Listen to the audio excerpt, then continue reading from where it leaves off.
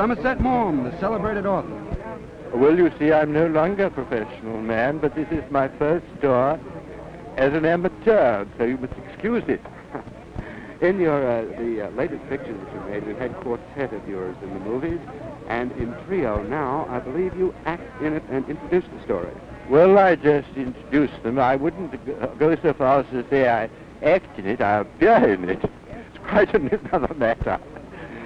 What are your future plans? Do you plan to continue writing? It's been a problem trying to keep up with your plans. We have had announced from you several times that you're going to retire. Well, I have retired, but you know, I don't do any serious writing anymore. I just amuse myself by writing occasional things. You see, when you've got in the habit of writing, it's terribly difficult to break it.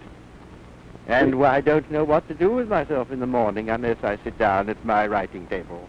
We've had from your pen some of the greatest literature of our time, and I wondered whether or not any of your works completely satisfied you when you finished with them. In other words, was there anything that you consider, let us say, in your own mind, perfect?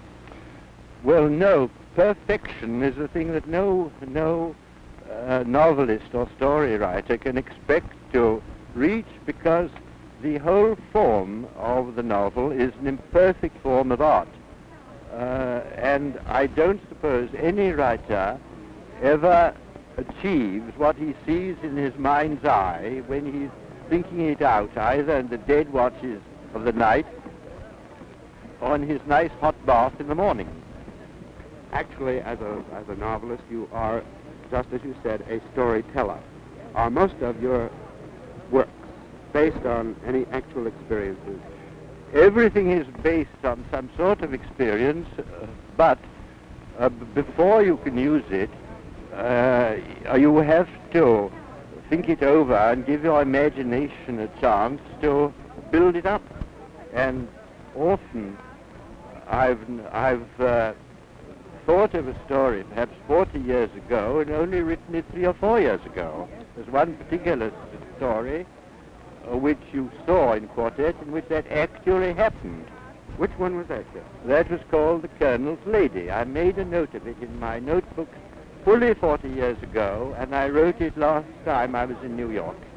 Then I should think it would take quite a bit of digging up to straighten out the material after that length of time. Or do you keep them fresh in your mind at all times? No, I'd completely forgotten it, and I came across the note, and I suppose it had been working some way in my subconscious, and I started to write it, and it just wrote itself.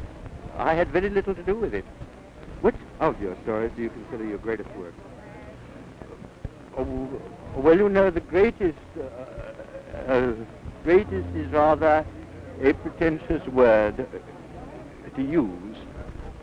You know, I can't really answer even which is my favorite story.